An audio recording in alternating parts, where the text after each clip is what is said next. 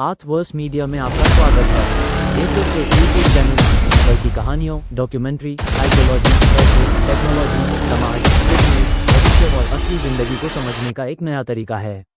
यहाँ आपको मिलेंगे क्लैपबोर्ड मूवी एक्सप्लेनेशन, साइकोलॉजी और human behaviour, money bag finance और economics, Prithvi real world awareness, open book documentaries और hidden stories, fire motivation, survival और प्रैक्टिकल नॉलेज, मुखौटा, earthverse faces, real India, real personalities.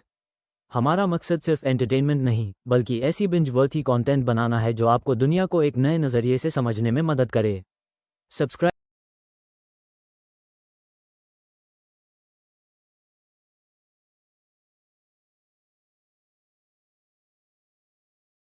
कहानी की शुरुआत में हमें एक रेगिस्तानी इलाका दिखाया जाता है, जहां तेज धूप में कुछ लड़के गड्ढे खोद रहे होते हैं। ये सभी लड़के यहाँ अपनी सजा काट रहे होते हैं, क्योंकि इन्हें इस जगह बनी एक जेल में रखा गया है। इस रेगिस्तान में दूर दूर तक पीने के लिए पानी की एक बूंद भी नहीं है, और जेल से आज तक कोई भी जिंदा भाग नहीं पाया है, क्योंकि इस जेल की सिक्योरिटी बहुत खतरनाक है। अचानक वहाँ पर एक राइटलेस स्नेक यानी जहरीला सांप आ जाता है। एक लड़का जो अब और काम नहीं कर सकता था, वह अपने जूते उतारता है और सांप को छूने का फैसला करता है। तब सांप उसे काट लेता है और उसकी वहीं पर मौत हो जाती है। अब सीन कट होता है और हमें दिखाया जाता है कि इसी समय शहर में स्टैनली सड़क पर चल रहा होता है। तभी अचानक जूतों का एक जोड़ा उसके सिर पर गिरता है और वह नीचे गिर जाता है। वे उन जूतों को सूंघता है तो उनमें से बहुत बदबू आ रही होती है। तभी वो सोचता है कि वो उन जूतों को अपने घर लेकर जाएगा, क्योंकि उसके पिता बदबूदार पैरों का इलाज बनाने पर काम कर रहे होते हैं। लेकिन उसी समय पुलिस उसे घेर लेती है। ये जूते एक मशहूर बेसबॉल खिलाड़ी के होते हैं और ये एक चैरिटी प्रोग्राम से चोरी हुए थे, इसलिए अब पुलिस को शक होता है कि ये काम स्टैनली ने ही किया है। पुलिस उसे उसके माता पिता के पास ले जाती है और वहाँ कुछ अजीब चीजें देखती है। उसके पिता के कमरे में बहुत सारे जूते पड़े होते हैं और स्टैनली की दीवार पर उस बेसबॉल स्टार के पोस्टर लगे होते हैं। इसे सबूत मानकर पुलिस फैसला करती है कि वह स्टैनली को अपने साथ ले जाएगी। स्टैनली को कोर्ट ले जाया जाता है, जहाँ उसे दो रास्ते दिए जाते हैं, या तो जेल जाओ या फिर 18 महीने कैंप ग्रीन लेक में रहो। स्टैनली कैंप चुन लेता है और सफर के दौरान वह सोचने लगता है कि क्या यह सब उसके परिवार के श्राप की वजह से हो रहा है। बस गड्ढों से भरे एक बड़े रेगिस्तान से होकर गुजरती है। तभी एक पल के लिए स्टैनली को लगता है कि उसने एक व्यापारी को उसके खच्चर के साथ देखा है, लेकिन यह सिर्फ उसका भ्रम ही था। आखिर में सफर खत्म होने पर वह एक छोटे से टाउन में पहुंचता है, जहां जेल की यूनिफॉर्म पहने बहुत सारे लड़के होते हैं। स्टैनली की मुलाकात वार्डन के राइट हैंड मिस्टर सर से होती है। मिस्टर सर को स्टैनली का नाम थोड़ा अजीब लगता है। लड़का बताता है कि उसके परिवार का सरनेम यनोट्स है और उनके परिवार में बेटे का नाम स्टैनली रखना एक परंपरा बन चुका है। लेकिन मिस्टर सर को इससे कोई फर्क नहीं पड़ता। वह स्टैनली को कैंप के नियम बताने लगते हैं। इस कैंप में न कोई निगरानी टावर है और न ही कोई बार्ड, क्योंकि चारों तरफ सैकड़ों मील तक सिर्फ रेगिस्तान है और पानी का एक भी सोर्स नहीं है, इसलिए यहाँ से भागने की हिम्मत कोई नहीं करता। स्टैनली को सिर्फ 2 जोड़ी कपड़े और एक फावड़ा दिया जाता है। उसे हर दिन इसी फावड़े से गड्ढे खोदने होंगे। उसे रोज एक 5 टन गहरा गड्ढा खोदना होगा और उसे अपने फावड़े से नापना होगा। अगर उसे खोदने में ज्यादा समय लगेगा तो उसे उतनी देर धूप में रहना पड़ेगा। उसे राइटलेस स्नेक और पीले धब्बों वाली छिपकलियों से भी बचकर रहना होगा, क्योंकि वे उसे मार सकते हैं। स्टैनली कैंप के काउंसलर डॉक्टर पेंस्की से मिलता है। वह उसे कैंप घुमाते हैं और बताते हैं कि पहला नियम है वार्डन को परेशान नहीं करना। पेंस्की बाकी लड़कों से कहते हैं कि वे स्टैनली को उस जगह ले जाएं जहां वह सोएगा। वहां बिस्तरों पर मरे हुए बच्चे की उल्टी के दाग होते हैं। डॉक्टर लड़कों को उनके असली नाम से बुलाते हैं, लेकिन लड़के एक दूसरे को सिर्फ उपनाम से ही बुलाते हैं। उन्होंने यहाँ सबसे छोटे लड़के को रखा है, जिसका नाम जीरो है। उसे जीरो इसलिए कहा जाता है क्योंकि वह कभी बात नहीं करता। बाद में स्टैनली पूछता है कि वह अपनी कैंटीन कहाँ भर सकता है, लेकिन जब वह एक लड़के का असली नाम लेता है तो वह लड़का उसे धक्का देता है और उसे याद दिलाता है कि यहाँ उपनाम ही इस्तेमाल करने होते हैं। फिर स्टैनली रात का खाना खाता है, जो अलग अलग तरीके से बनी हुई बीन्स होती है। एक्सरे उसका थोड़ा खाना चुरा लेता है। वह कहता है कि उसे इसका ज्यादा हक है, क्योंकि स्टैनली ने आज खुदाई नहीं की है। लड़के स्टैनली से पूछते हैं कि उसे यहाँ क्यों भेजा गया है। जब वह कहता है कि उसने मशहूर जूते चुराए हैं तो जीरो सबको चौंका देता है। वह उससे पूछता है कि क्या उन जूतों पर सितारे थे। जब स्टैनली हाँ कहता है तो उसे मुकदमे का एक हिस्सा याद आता है। उसमें बेसबॉल स्टार ने बताया था कि वह एक अनाथालय में बड़ा हुआ था, इसी वजह से उसने दान दिया था। फिर वह स्टैनली को नकली फैन कहता है। देर रात स्टैनली को नींद नहीं आती। उसे अपने दादाजी की बात याद आती है कि उनका परिवार श्रापित है। इसी वजह से स्टैनली तृतीय कभी सफल नहीं हुआ। यहाँ तक कि स्टैनली प्रथम भी बदकिस्मत था। उसने शेयर मार्केट से बहुत पैसा कमाया था, लेकिन एक बदनाम अपराधी ने उसे मार डाला। उसका नाम किसिंग के था। उसे यह नाम इसलिए मिला क्योंकि वह अपने शिकारों को मारने के बाद उन्हें चूमती थी, जिससे उनके चेहरे पर चमकीली लिपस्टिक के निशान रह जाते थे, लेकिन उसने स्टैनली को नहीं चूमा। उसने सिर्फ उसका खजाना लिया और उसे रेगिस्तान में अकेला छोड़ दिया। अगली सुबह लड़के अंधेरे में ही उठ जाते हैं और काम शुरू कर देते हैं। सबको नाश्ते में एक टॉर्टिला और एक फावड़ा मिलता है, लेकिन जब स्टैनली एक फावड़ा उठाता है तो एक्सरे उसे धक्का देता है और फावड़ा छीन लेता है। पता चलता है कि एक्सरे का फावड़ा छोटा है और जब वे खुदाई की जगह पहुंचते हैं तो वह किसी और को उसका इस्तेमाल नहीं करने देता। मिस्टर सर स्टैनली को बताते हैं कि अगर खुदाई करते समय उसे कुछ भी दिलचस्प मिलता है तो उसे इसकी खबर देनी होगी, और अगर वार्डन को वह चीज पसंद आती है तो उसे छुट्टी मिल जाएगी। हालांकि मिस्टर सर कहते हैं कि वे किसी खास चीज के लिए खुदाई नहीं कर रहे हैं, ये सिर्फ चरित्र बनाने के लिए है। सभी लड़के काम शुरू कर देते हैं। जब वे मिट्टी फेंकते हैं तो कभी कभी वह दूसरे गड्ढे में गिर जाती है। स्टैनली उन्हें सावधान रहने के लिए कहता है, लेकिन लड़के उस पर हंसते हैं। अपने गड्ढे पर काम करते हुए स्टैनली फिर से श्राप के बारे में सोचता है। उसका एक पुरखा एलिया था। वह एक सुअर फार्म में काम करता था और उसे मालिक की बेटी मायरा से प्यार हो गया था। वह यह जानने के लिए स्थानीय ज्योतिषी मैडम जेरोन के पास गया था कि लड़की का दिल कैसे जीता जाए, लेकिन जेरोन ने उसे कहा कि वह उस लड़की को भूल जाए और अमेरिका जाकर अपने भाग्य से मिले। एलिया ने हार नहीं मानी और अपने बॉस से मायरा से शादी करने की बात की, लेकिन एक और आदमी भी था जो दहेज में एक बहुत बड़ा सुअर देने की बात कर रहा था। इस वजह से एलिया को मना कर दिया गया। फिर वह दोबारा जेरोन के पास गया। जेरोन को उस पर दया आ गई और उसने उसे एक तरकीब बताई। एलिया को एक छोटे सुअर के बच्चे को पहाड़ पर ले जाना था। हर दिन उसे झरने का पानी पिलाना था। एलिया उसके लिए एक धुन गाता था। ऐसा करते करते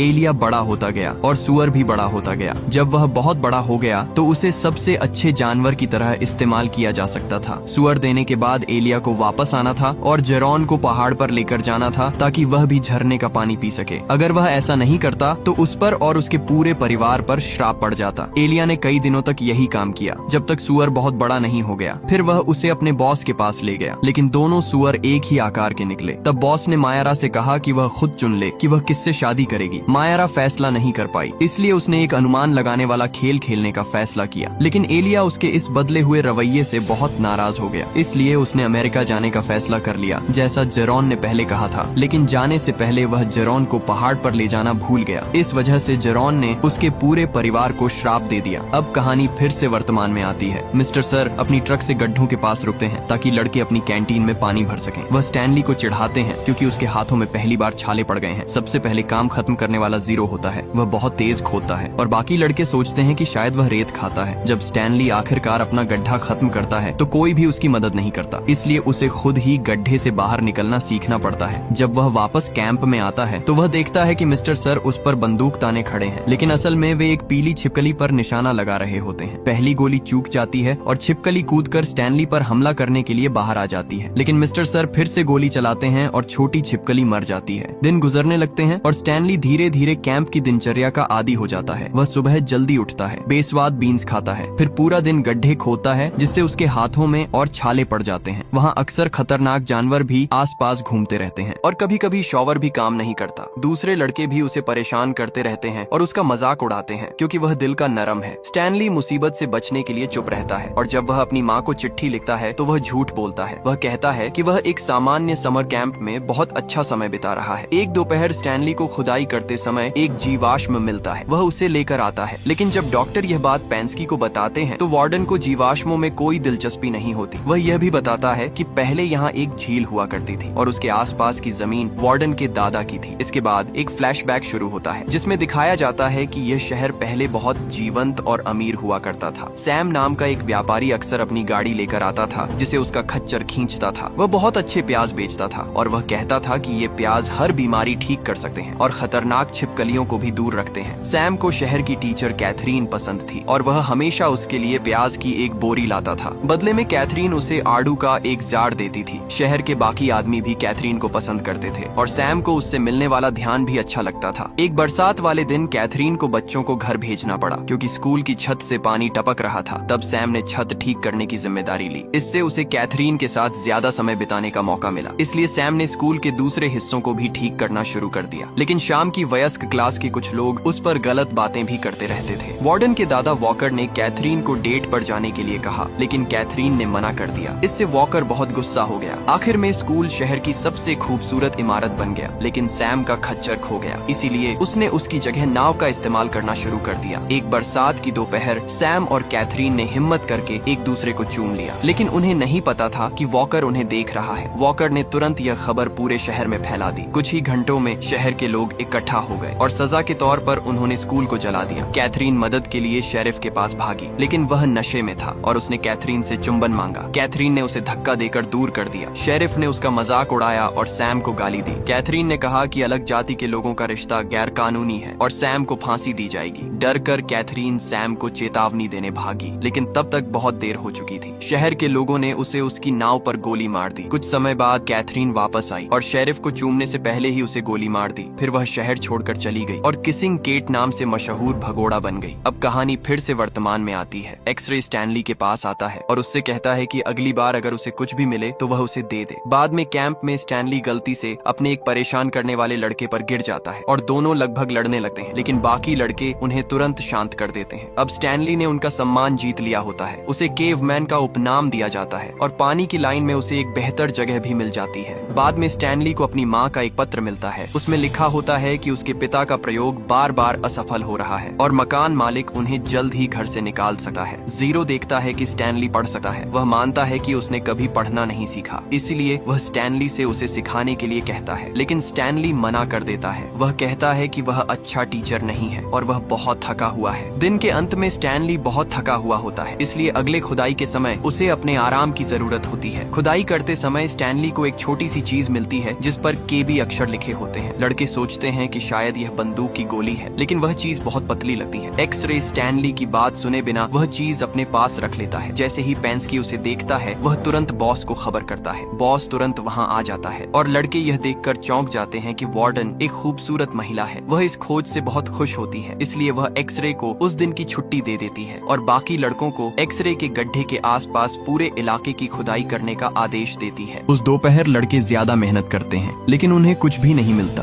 क्योंकि वह सही जगह नहीं होती। अगले कुछ दिनों तक लड़के उसी सुरंग में खुदाई करते रहते हैं जो उन्होंने बनाई थी, लेकिन उन्हें सिर्फ एक छोटा सा डायल मिलता है। जल्द ही वार्डन हार मान लेती है और लड़के फिर से अलग अलग गड्ढे खोदने लगते हैं। अगले दिन जब मिस्टर सर उनकी कैंटीन में पानी भर रहे होते हैं, तभी एक लड़का ट्रक से सूरजमुखी के बीजों का एक बैग चुरा लेता है। मिस्टर सर के जाने के बाद लड़के बीज आपस में बांटने लगते हैं, लेकिन दुर्भाग्य से मिस्टर सर को जल्दी ही पता चल जाता है कि बैग गायब है और वह ट्रक वापस मोड़ देते हैं। लड़के बीज छिपाने के लिए भागते हैं और गलती से वे स्टैनली के पैरों पर गिर जाते हैं, इसलिए वह उन्हें रेत से ढकने की कोशिश करता है। जब मिस्टर सर वापस आते हैं तो उन्हें फिर भी बीज दिखाई दे जाते हैं। स्टैनली अपने दोस्त को बचाने के लिए कहता है कि यह काम उसने किया है। यह सुनकर सब हैरान हो जाते हैं। फिर मिस्टर सर स्टैनली को सजा के लिए वार्डन के पास ले जाते हैं। उसके ऑफिस में किसिंग केट के बहुत सारे पोस्टर लगे होते हैं। वार्डन स्टैनली को एक खास नेल पॉलिश दिखाती है। वह बताती है कि वह इसे राइटलस नेक के जहर से बनाती है। वह जल्दी से अपने नाखूनों पर पॉलिश लगाती है और उसे दिखाती है। फिर वार्डन मिस्टर सर को थप्पड़ मारती है क्योंकि उन्होंने बीज जैसी छोटी बात के लिए स्टैनली की खुदाई में बाधा डाली थी। इसके बाद वह स्टैनली को वापस खुदाई करने भेज देती है। जब स्टैनली खुदाई वाली जगह पर लौटता है तो बाकी लड़के उसे हीरो की तरह देखने लगते हैं और जीरो उसका गड्ढा पहले ही खोद चुका होता है। धन्यवाद के तौर पर स्टैनली जीरो को पढ़ना सिखाने का वादा करता है। अगली बार जब वे मिस्टर सर से मिलते हैं तो उनके शरीर पर नाखूनों के 2 गहरे निशान होते हैं और वह स्टैनली से इतने गुस्से में होते हैं कि वह उसकी पानी की बोतल नहीं भरते। स्टैनली को याद आता है कि उसने ऑफिस में क्या देखा था। उसे लगता है कि जो छोटी ट्यूब उसे मिली थी वह केट की लिपस्टिक थी। एक और फ्लैशबैक में दिखाया जाता है कि केट ने सिर्फ उन्हीं लोगों को मारा था जो सैम की मौत और स्कूल जलाने में शामिल थे, लेकिन उसने बहुत सी चीजें भी चुराई थीं। और जब उसने स्टैनली से खजाने का संदूक लिया तो पहले उसने उसे उसी जगह दबा दिया जहां पहले झील हुआ करती थी। जब वह आराम कर रही थी तभी वॉकर और उसकी पत्नी उसे ढूंढ लेते हैं। वे पैसों के लिए बहुत परेशान थे क्योंकि सैम की मौत के दिन झील सूखने के बाद शहर बर्बाद हो गया था। केट ने उन्हें मारने की जगह एक अलग तरह का बदला लेने का फैसला किया। उसने एक छिपकली से खुद को कटवा लिया और खजाने की जगह का राज अपने साथ कब्र में ले गई। इस तरह वॉकर और उसके सभी आने वाले लोग जैसे वार्डन हमेशा इस बड़े रेगिस्तान में खुदाई करते रहेंगे। अब कहानी फिर से वर्तमान में आती है। स्टैनली जीरो को पढ़ना और लिखना सिखाना शुरू करता है। जीरो अपना असली नाम बताता है जो हेक्टर जीरोनी होता है। इसका मतलब है कि वह मैडम जीरोनी का वंशज है। क्योंकि जीरो बहुत तेज खुदाई करता है इसलिए वह स्टैनली के गड्ढे खोदने में मदद करने लगता है। इससे बाकी लड़के उससे जलने लगते हैं। एक दोपहर जीरो अपनी माँ की कहानी बताता है। उसकी माँ ने उसके लिए बहुत मेहनत की थी, लेकिन एक दिन वह अचानक गायब हो गई। तब से जीरो सड़कों पर रह रहा है। कुछ देर बाद उन बदमाश लड़कों में से एक स्टैनली को परेशान करने लगता है। वह कहता है कि वह गड्ढे में मदद ले रहा है। स्टैनली उसका सामना करता है और पेंस्की उन्हें उकसाने लगती है। फिर दोनों अपनी बात सुलझाने के लिए लड़ने लगते हैं। दोनों जमीन पर लड़ते हैं, लेकिन स्टैनली जल्दी हारने लगता है। इसीलिए जीरो बीच में कूद पड़ता है। वह स्टैनली की मदद करता है और लगभग उस लड़के को मार ही देता है। पेंस्की उन्हें रोकने के लिए हवा में गोली चलाती है और थोड़ी देर में वार्डन भी वहाँ आ जाती है। वह पूछती है कि क्या हुआ। लड़के उसे बताते हैं कि जीरो स्टैनली की मदद कर रहा था। फिर यह बात साफ हो जाती है कि स्टैनली जीरो को पढ़ना सिखा रहा था। वार्डन को यह सुनकर गुस्सा आता है और पेंस्की बार बार जीरो का मजाक उड़ाता है। वह उसे बेवकूफ कहता है। आखिर में जीरो अपना गुस्सा खो देता है। वह फावड़े से पेंस्की को मारता है और फिर रेगिस्तान की तरफ भाग जाता है। मिस्टर सर उसके पीछे जाने की बात करते हैं, लेकिन वार्डन उन्हें रोक देती है क्योंकि जीरो का कोई नहीं है, इसलिए वे बस उसकी फाइलें मिटा सकते हैं और दिखा सकते हैं कि वह कभी यहाँ था ही नहीं। वह शाम को कभी यहाँ नहीं होता था। लड़के आपस में बात करते हैं कि जीरो रेगिस्तान में कैसे मरेगा, लेकिन स्टैनली चिंता करना बंद नहीं कर पाता और वह स्टैनली फर्स्ट की कहानी के बारे में सोचता है। केट द्वारा लूटे जाने के बाद वह रेगिस्तान में 16 दिन तक जिंदा रहा था। कहा जाता है कि उसे भगवान के अंगूठे नाम की किसी जगह पर सहारा मिला था, लेकिन कोई नहीं जानता कि वह जगह क्या है और स्टैनली फर्स्ट बता नहीं पाया क्योंकि वह आधा पागल हो गया था। अगले दिन जब उसे पाया गया तो जीरो की जगह एक नया लड़का आ जाता है। यह देखकर स्टैनली परेशान हो जाता है। फिर वह एक योजना बनाता है। जब मिस्टर सर उनकी कैंटीन भरने आते हैं तो स्टैनली उनका ट्रक चुरा लेता है। मिस्टर सर तुरंत उसके पीछे भागते हैं और ट्रक का दरवाजा पकड़ लेते हैं। इसलिए स्टैनली उन्हें धक्का देने की कोशिश करता है, लेकिन ध्यान भटकने की वजह से ट्रक एक गड्ढे में गिर जाता है। फिर भी हार न मानते हुए स्टैनली ट्रक छोड़ देता है और रेगिस्तान में भाग जाता है। बाकी लड़के उसका हौसला बढ़ाते हैं। जब वार्डन को इसके बारे में पता चलता है तो वह मिस्टर सर को कहती है कि स्टैनली के गायब होने की रिपोर्ट 2 हफ्ते बाद करना, क्योंकि तब तक इस तेज धूप में कुछ भी नहीं बचेगा। स्टैनली चलता रहता है और रास्ते में आने वाली जहरीली छिपकलियों को नजरअंदाज करता है। आखिरकार उसे सैम की नाव मिल जाती है और जीरो उसके नीचे मिलता है। वह थका हुआ है लेकिन जिंदा है। वह केट द्वारा सैम को दिए गए आड़ू खाकर जिंदा रहा है, जो कई साल बाद जार में जैम बन गए थे। स्टैनली भी थोड़ा खाता है। फिर वह दूर एक पहाड़ देखता है जो अंगूठे जैसा दिखता है। तभी उसे समझ आता है कि यहीं पर उसके पूर्वज जिंदा बचे थे। दोनों लड़के नाव से निकलते हैं और पहाड़ पर चढ़ना शुरू करते हैं। यह काम बहुत मुश्किल होता है। चढ़ते समय स्टैनली फिसल जाता है और लगभग गिरने वाला होता है, लेकिन जीरो जल्दी से अपने फावड़े से उसकी मदद करता है। दुर्भाग्य से इससे जीरो के हाथों में चोट लग जाती है, इसलिए स्टैनली उसके हाथों को जितना हो सके बांध देता है। फिर दोनों लड़के आगे चलते रहते हैं। रास्ते में जीरो लुढ़क जाता है। वह बहुत थक चुका होता है, लेकिन हार मानने से मना करते हुए वह बेहोश हो जाता है। तब स्टैनली अपने दोस्त को उठाता है और उसे पहाड़ की चोटी तक ले जाता है, ठीक वैसे ही जैसे उसके पूर्वज सुअर को लेकर गए थे। आखिरकार स्टैनली को कुछ हरियाली दिखाई देती है और उसे पानी से भरी एक छोटी धारा मिल जाती है। साथ ही सैम के स्वादिष्ट प्याज भी मिलते हैं। वह तुरंत जीरो को जगाता है और दोनों लड़के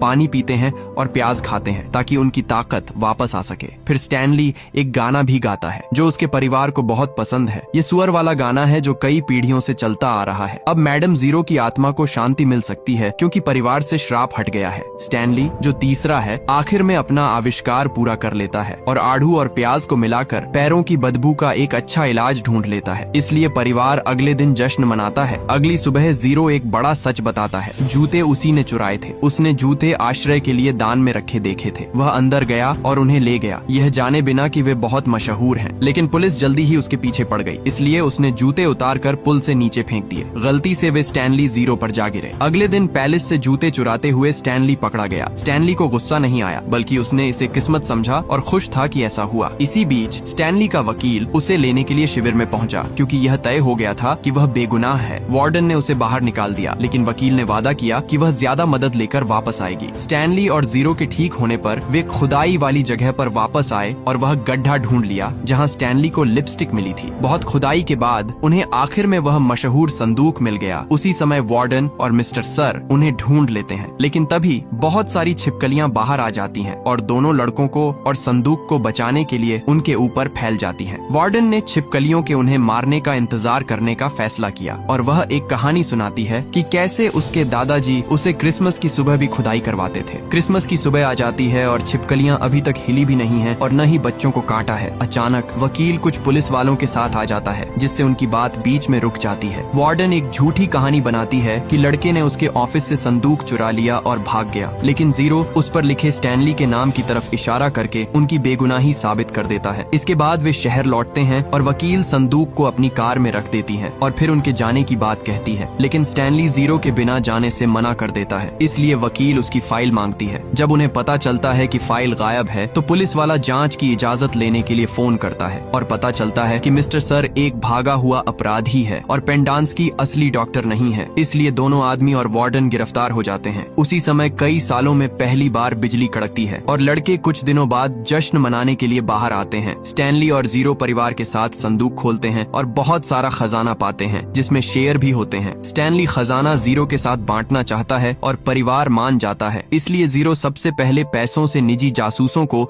अपनी माँ को ढूंढने के लिए रखता है, जो कि उसकी माँ को कुछ ही दिनों में ढूंढ निकालते हैं। कुछ समय बाद शिविर बंद हो जाता है और लड़कों को सही सलाह के लिए भेज दिया जाता है। स्टैनली और जीरो के परिवार पड़ोसी बन जाते हैं और शिविर से उनके दोस्त अक्सर उनसे मिलने आते हैं। स्टैनली का आविष्कार सफल हो जाता है और मशहूर बेसबॉल स्टार अब उसके एड्स में काम करता है। ये दिखाता है कि ये सब शुरू से ही जुड़ा हुआ था और इसी के साथ ये मूवी यहीं पर खत्म हो जाती है।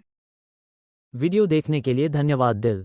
अगर आपको ये कंटेंट पसंद आया हो तो लाइक थम्स अप का